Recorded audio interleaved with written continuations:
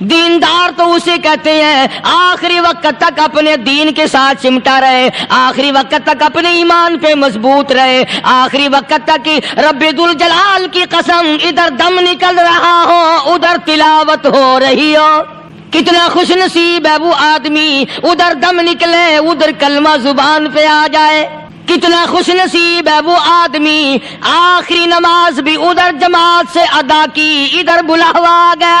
من عمل صالحا من ذکر او انثى وهو مؤمن فلنحيينه حیاتا طیبہ۔ مرد کی نیکی عورت کی نیکی میں تو سنبھالے رکھتا ہوں، میں تو ان کو دنیا میں بھی نیکیوں کا مزہ چکھاتا ہوں، ان کو حلاوت دیتا ہوں، ایمان کی مٹھاس منہ میں آتی ہے، اللہ اللہ کرنے کی لذت آ جاتی ہے، عجب قسم کا انداز بن جاتا ہے، تلاوت کرتے کرتے جنت کے میووں کا مزہ دنیا میں آتا ہے۔ فرمایا وَأَقِیمُوا الصَّلَاةَ وَآتُوا الزَّکَاةَ وَارْکَعُوا مَعَ الرَّاکعِینَ۔ نماز ادا کرنے والوں، زکوٰۃ ادا کرنے والوں، رکوع کرو، رکوع کرنے والوں کے ساتھ۔ أَتَأْمُرُونَ النَّاسَ بِالْبِرِّ، لوگوں کو نیکیوں کا حکم کرتے ہو، لوگوں کو نیکیاں بتاتے ہو، لوگوں کو اچھے اعمال کی طرف بلاتے ہو۔ وَتَنْسَوْنَ أَنفُسَكُمْ، حالانکہ اپنے آپ کو بھلا بیٹھے ہو۔ وَأَنْتُمْ تَتْلُونَ الْكِتَابَ، حالانکہ تم میرے قرآن کی تلاوت کرتے ہو، تمہیں شرم آنی چاہیے۔ مسلمان ہو کر اور جن لوگوں نے رمضان المبارک کا اکرام نہیں کیا، احترام نہیں کیا، رمضان میں زنا جیسا برا فعل کرتے رہے، رمضان میں بھی جوا کھیلتے رہے، رمضان المبارک میں بھی شراب پیتے رہے، رمضان المبارک میں بھی فلم دیکھتے رہے۔ کئی لوگ آتے ہیں اور جی گزران بڑی تنگ ہے، حالانکہ ہمیں پتہ ہوتا ہے تقریباً جتنا بھی یہ غریب طبقہ کہلاتا ہے نا، ریڑیوں والا، ٹانگے والے، رکشوں والے، کھونچوں والے، پکوڑوں والے، گنڈیریاں بیچنے والے، یہ چلتا پھرتا سودا کرنے والے، سب سے زیادہ بے نماز اور بے روزدار یہ رہتے ہیں۔ حالانکہ اللہ نے روٹی کا وعدہ کیا، فلم کا وعدہ تو خدا کا نہیں ہے نا، میں تجھے ہر روز فلم بھی دکھایا کروں گا۔ اللہ پاک نے وعدہ روٹی کا کیا، چرس کا نہیں کیا، فیم کا نہیں کیا، بھنگ کا نہیں کیا۔ سگریٹ کا وعدہ خدا نے نہیں کیا میں تجھے سگریٹ بھی پلایا کروں گا۔ پھر منہ بنا کر کے بیٹھ جاتے ہو جی خرچے پورے نہیں ہو رہے، اور کیسے خرچہ پورا ہو؟ اللہ پاک روزی دیتا ہے، تو ہوا میں اڑاتا ہے، بدماشیوں میں اڑاتا ہے، لوفری میں پیسے کو اڑاتا ہے۔ آج مسلمان کا ذہن تو دیکھو کہ وہ نماز کی قدر نہیں، رمضان کی قدر نہیں، قرآن کی قدر نہیں، اور پھر مرتے ہوئے کہتے ہیں یا اللہ ہم مسلمان اور ہم مر رہے ہیں۔ تو مریں گے کیسے نہیں؟ کون ساتھ دے گا جب تم کسی کے بنوئی گیری، تمہارے ساتھ کون لگے گا؟ بھئی کسی کا کنٹیکٹ امریکہ سے ہے، کسی کا تعلق امریکہ سے، کسی کا تعلق روس سے، کسی کا چائنا سے، کسی کا فرانس سے، مسلمان کا خدا سے۔ جب مسلمان کا تعلق خدا سے ہٹ گیا، اب چاہے یہ اسرائیلی مارے، یہودی مارے، امریکی مارے، روسی مارے، کوئی بھی مارے، وہ تو مارے گا۔ آج ہم نے مزاج بدل دیا، طبیعتیں بدل گئی، ماحول اور معاشرے کا بیڑا غرق کر دیا، چھوکروں کی ذہنیت خراب ہو گئی، نوجوان تباہ ہو گیا۔ تم نے بچوں کو مسجد کی طرف لگایا نہیں، کالج اور سکول کے معاشرے نے، ٹیلی ویژن اور گندے ماحول نے بیڑا غرق کر دیا گھروں کا۔ شرم آنی چاہیے، ماں باپ ڈوب کے مر جائیں وہ ماں باپ جن کی اولاد رات دن بکواس کرتے فلم دیکھتی پھرتی ہے، تم کیوں نہیں منع کرتے؟ پہلے چشم پوشی سے کام لیتے ہیں، کوئی گل نہیں جی منڈا ٹھنڈا ہے، جدو منڈا پہ سوٹا سر تے مار دا پھر روندے، پھر بھی آکھا کرو نا کوئی گل نہیں، ایک سوٹا ماں دے سر پہ مارتے ہیں۔ پہلے چشم پوشی سے کام لیتے ہیں، کوئی گل نہیں جی منڈا ٹھنڈا ہے، جدو منڈا پہ سوٹا سر تے مار دا پھر روندے، پھر بھی آکھا کرو نا کوئی گل نہیں، ایک سوٹا ماں دے سر وچ مار گیا منڈا کھنڈا ہے۔ چھوٹے چھوٹے بچوں کو مسجد کی طرف نہیں لگاتے. چلو نماز جنازہ بچے سیکھ جائیں گے, چلو قرآن کریم پڑھ جائیں گے, چلو پانچوں کلمے یاد کر جائیں گے, چلو نماز صحیح سیکھ جائیں گے. بچوں کو دین کی طرف لگانے کا ماحول نہیں رہا. بنیاد غلط ہوگی تو عمارت ساری غلط جائے گی. اس لیے خدا کہتا ہے کہ تم کافروں کو تو کہتے ہو ہم مسلمان ہیں, یہودیوں کے مقابلے میں کہتے ہو ہم مسلمان ہیں, عیسائیوں کے مقابلے میں کہتے ہو ہم مسلمان ہیں, ہندوؤں اور سکھوں کے مقابلے میں کہتے ہو ہم مسلمان ہیں, اور جب تمہیں دیکھا جائے تو تم یہودیوں سے بھی آگے, عیسائیوں سے بھی آگے, ہندو سکھوں سے بھی آگے. چلو میری بات نہیں مانتے, اقبال کی تو مانو. ڈاکٹر اقبال کہتا ہے یوں تو سید بھی ہو, مرزا بھی ہو, افغان ہو تم. یوں تو سید بھی ہو, مرزا بھی ہو, افغان ہو تم, مالک مصر ہو, حاکم ایران ہو تم, اور پھر اتنا تو بتاؤ کیا مسلمان بھی ہو تم؟ یہ تو پہلے بتاؤ کہ تم مسلمان بھی ہو کہ نہیں.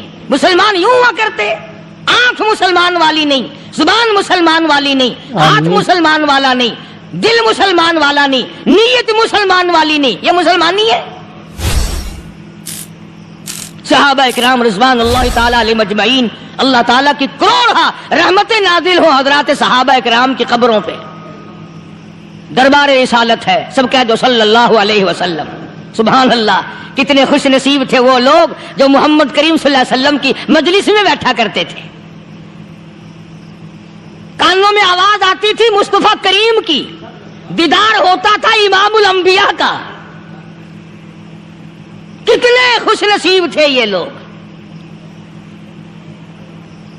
جنگ سے واپس آئے صحابہ اکرام, ایک لڑکی کو پکڑ کے لائے جو لڑنے آئی تھی, کفار کے ساتھ مل کر مسلمانوں کا مقابلہ کرنے آئی. میدان جہاد میں سے صحابہ کرام پکڑ کے لائے.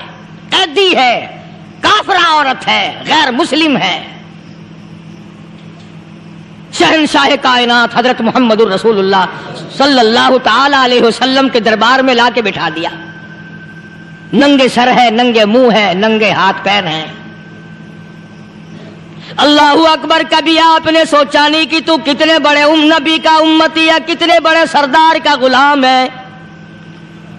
رحمت والی چادر اتار کر فرمائی او بلال, یہ میری چادر لے لے, اس لڑکی کے سر پہ ڈال دے, پردہ کرا دے.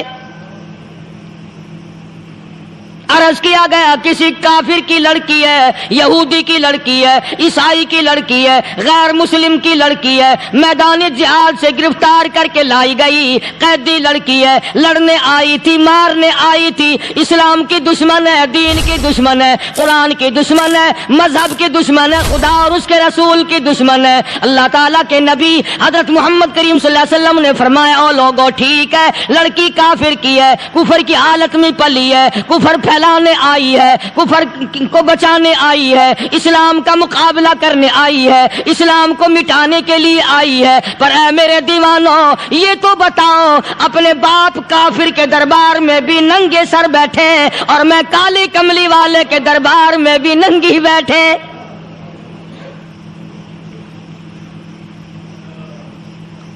پھر اس دربار میں اور میرے دربار میں کیا فرق ہوگا؟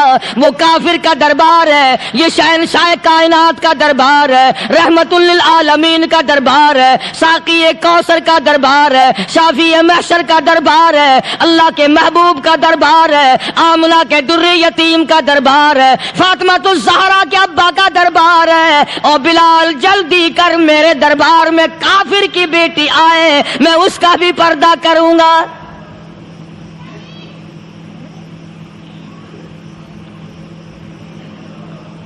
حضرت بلال رضی اللہ تعالی عنہ نے ذرا ایک اور لطیف سی بات ہے, تھوڑی سی باریک سی, اگر آپ سوچیں, لڑکی ہے تو کافرہ, لڑکی ہے تو بے دین, ہے تو اسلام کے دشمن. میں تو کئی مرتبہ سوچا کرتا ہوں کہ واہ لڑکی تیرا مقدر, ہے تو کافر کی بیٹی, خود بھی کافرہ ہے, مگر مقدر تو دیکھو امام الانبیاء کی چادر سر پہ ڈالے بیٹھی ہے.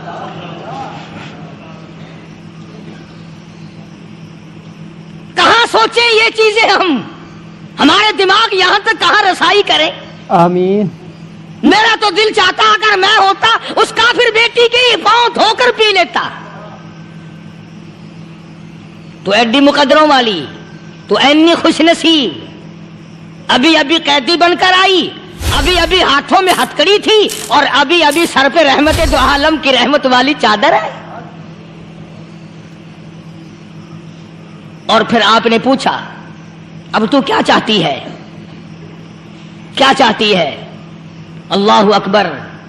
کہنے لگی میرے گھر پہنچا دو, میں اپنے گھر جانا چاہتی ہوں.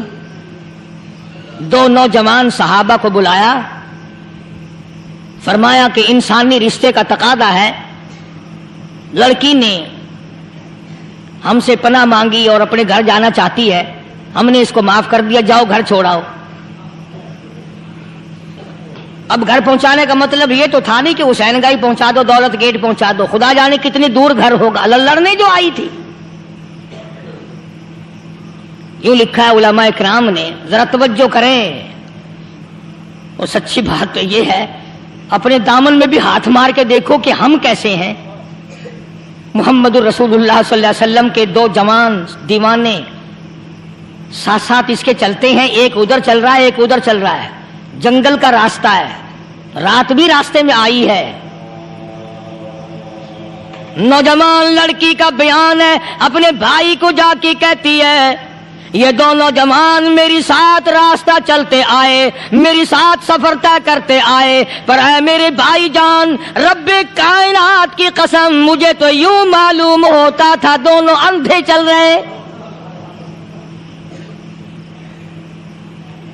مجال ہے میری طرف نظر اٹھائی ہو. یہاں تو رکشے والے کا داؤ لگ جائے وہ بات نہیں آتا, ٹانگے والے کا داؤ لگ جائے وہ بات نہیں آتا, اور پیر صاحب تو اپنے یہاں سے خشک جانے کیسے دیں گے؟ کیوں جانے دیں, کیا مطلب؟ یہ شرافت ہے, یہ دین ہے, یہ اسلام ہے. مسلمان کی بیٹی کی عزت پہ ڈاکے ڈالنا, خدا کی قسم اگر اسلام کی حکومت ہو اور جس نبی کا تو نام لے کر جنت میں جانا چاہتا ہے, اگر نبی کا قانون زندہ ہو, قرآن کا قانون عدالت میں ہو, آنکھیں نکال دی جائیں. بے غیرت قوم, بے حیا اور بے شرم قوم, شرم نہیں آتی کہ زندگی کس طرح بسر ہوتی ہے. یہ کافروں کی بیٹیاں ہیں, یہ کسی یہودی کی بیٹیاں ہیں. چکلے چل رہے ہیں, بدماشی کے اڈے چل رہے ہیں, سب کو پتا ہے, افسروں کو پتا ہے, چھوٹے بڑوں لیڈروں کو پتا ہے. کون روکے, کس لیے روکے؟ پھر یاد رکھو بات محمد کریم صلی اللہ علیہ وسلم کی, فرمایا جس ملک میں جس شہر میں زنا ہوگا, اللہ کے نبی نے فرمایا وہ جس دن برباد ہوگا آواز بھی نہیں آئے گی.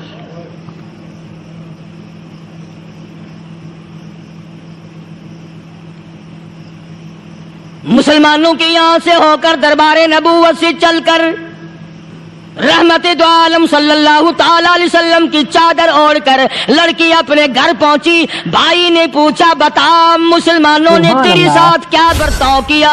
مسلمان تجھے پکڑ کے لے گئے تھے, اتنی خوبصورت ہے تو, ایسی حسینہ ہے, شباب تیرا, حسن تیرا, جمال تیرا, شکل و صورت نرالی, نقش نرالے, آنکھیں تیری نرالی, چہرہ تیرا نرالا, لب تیرے نرالے, قد و قامت تیری نرالی, حسن تیرا شان والا, جوانی شباب ہے, بتا مسلمانوں نے تیری ساتھ کیا گزری؟ رونے لگی اور کہنے لگی تو میرا ماں جایا بھائی ہے, پر میں کیا بتاؤں, زمین و آسمان کے مالک کی قسم, سمندروں کے پیدا کرنے والے کی قسم, درختوں کے پتے پیدا کرنے والے کی قسم, ان پہاڑوں اور زمین کے ذرات کو پیدا کرنے والے کی قسم, جو میری عزت کی حفاظت محمد کے غلاموں نے کی ہے, وہ تو ماں جایا بھائی بھی نہیں کر سکتا.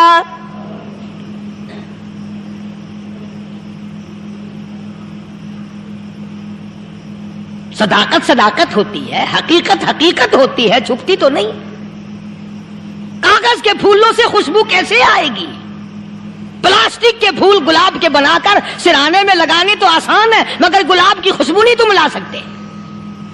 صلی اللہ علیہ وسلم. ارے وہ بھائی بھی تھا تو کافر، پھر بھی مقدروں والا نکلا.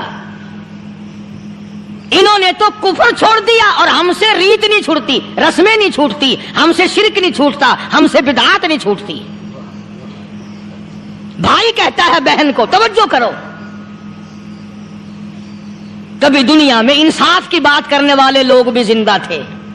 کفر اسلام ایک اور چیز ہے، انصاف کی بات تو کہا کرتے تھے. بھائی کہنے لگا بہن سے کہ میری بہن، چادر تیرے سر پہ نبی کی، کالی کملی والے کی چادر تیرے سر پہ ہے، یہ اس کے دیوانے تجھے ساتھ لے کے آئے ہیں اور انہوں نے تیری عزت اور آبرو کی حفاظت کی ہے. تو یہ بتا کلمے سے خالی آئی؟ ایسے دربار سے خالی آ گئی؟ خزانہ لوٹ رہا ہے وہاں تو خالی تو نہیں آ گئی؟ بہن کہنے لگی کہ ہاں خالی آئی ہوں. مطلب یہ کہ میں نے کلمہ نہیں پڑھا، ایمان قبول نہیں کیا، دین قبول نہیں کیا، اسلام اور اس کا مذہب میں نے قبول نہیں کیا. بھائی کہنے لگا تف ہے تجھ پر، تجھے ایسے دربار سے خالی اٹھتے شرم نہ آئی؟ اور دربار رسالت اور خالی آ گئی. کیا بات کہی ہے عورت نے، سبحان اللہ، اللہ اکبر. کہنے لگی 2 وجہ سے میں نے کلمہ نہیں پڑھا. دل میرا چاہ رہا تھا، اندر میرا کہتا تھا کہ جب میرے سر پہ یہ چادر آئی، میرا تو دل چاہتا تھا کہ لپٹ جاؤں قدموں سے آقا کے.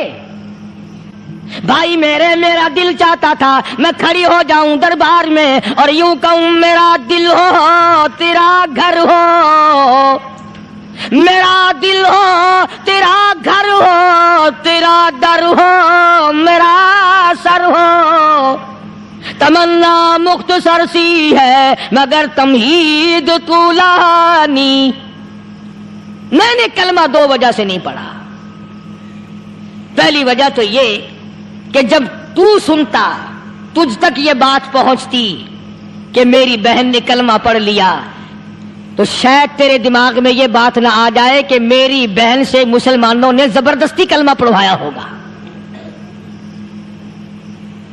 اس لیے میں نے نہیں پڑھا. تیرے دماغ میں یہ بات نہ آئے کہ مسلمانوں نے مجبور کر کے، قیدی بنا کر کے جو لے گئے تھے، مجبور کر کے کلمہ پڑھایا، اور میری بہن نے ڈر کے مارے کلمہ پڑھا. کلمہ پڑھنے کا پختہ پروگرام ہے. مزہ تو اب آئے گا نا، یہاں سے آزاد ہو کر جاؤں گی. اور دوسری بات اس نے اور پتے کی کہی. کہنے لگی بھائی میں نے کلمہ اس لیے بھی نہیں پڑھا کہ بہن جنت میں جائے بھائی دوزخ میں جائے. اصل میں تجھے لینے آئی ہوں، دونوں چل کر اس دربار کی غلامی کریں گے. میں نے یہ خوف کھایا کہ میرا بھائی غصے میں آ کر کفر پر اور مضبوط نہ ہو جائے، اس لیے مجھے آنے کی کوئی ضرورت نہیں تھی. اور کہنے لگی او میرے بھائی، وہ دربار کوئی واپس آنے کا تھوڑا ہی ہے، وہاں تو جو گیا قربان ہو گیا، جو گیا قربان ہو گیا. چلو چلتے ہیں. دونوں بہن بھائی آ کر حضور اکرم صلی اللہ علیہ وسلم کے ہاتھ پہ کلمہ پڑھ کر مسلمان بن جاتے ہیں. وہ نبی کی ایک بات دیکھ کر کلمہ پڑھ کر مسلمان بن گئے. ہمارے سامنے لاکھوں حدیثیں، ہزاروں قرآن کی آیتیں ہیں، پر ہم آج تک مسلمان نہ بنے. جب مرضی آئی نماز پڑھ لی، جب مرضی آئی زکوٰۃ دے دی، جب مرضی آئی قرآن پڑھ لیا، جب مرضی آئی دین ایمان کر لیا، مرضی آئی چوری کر لی، مرضی آئی ٹھگی مار لی. اس کا نام دین نہیں ہے، اس کا نام ٹھگی اور فریب ہے. اس لیے قرآن کریم نے للکار کے کہا تأمرون الناس بالبر وتنسون انفسکم وانتم تتلون الکتاب.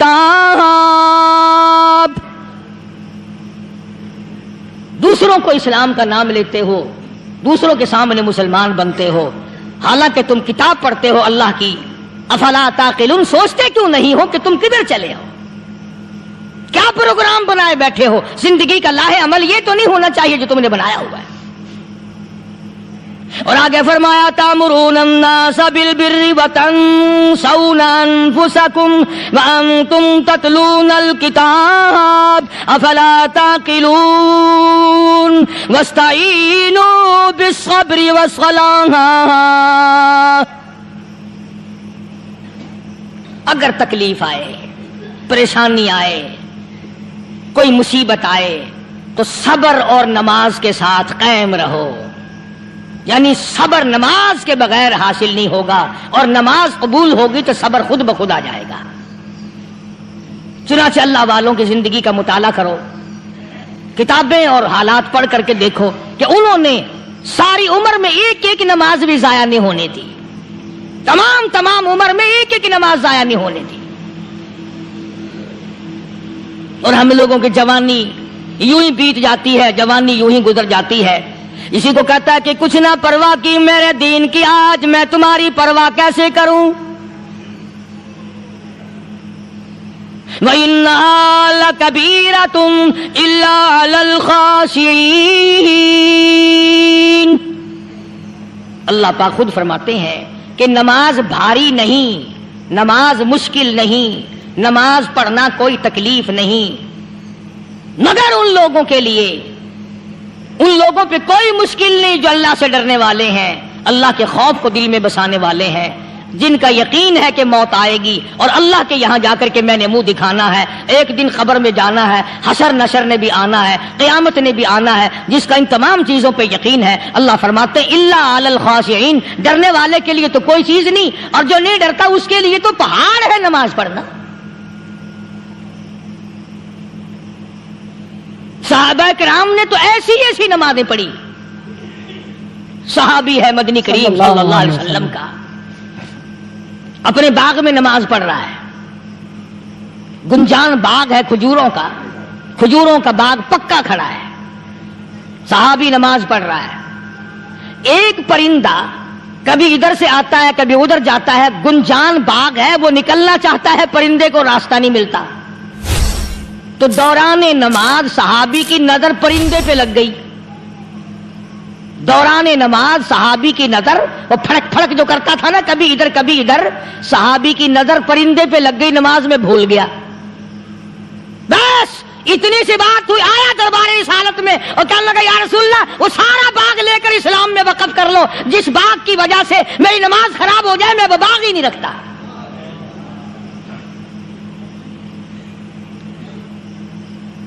ہمارے یہاں بھی کوئی عظمت ہے نماز کی؟ کون پرواہ کرے؟ ان لوگوں کے یہاں تمام کا تمام نظام دین کا اپنا بنایا ہوا نہیں، جو دربار رسالت صلی اللہ علیہ وسلم سے نظام ملا نماز کا، انہوں نے صحیح معنوں میں وہ قائم کیا۔ کیسی مشکل میں ہوئے، کہیں بھی ہوئے، جس حالت میں بھی ہوئے، نماز پڑھنی ہے، ادا کرنی ہے۔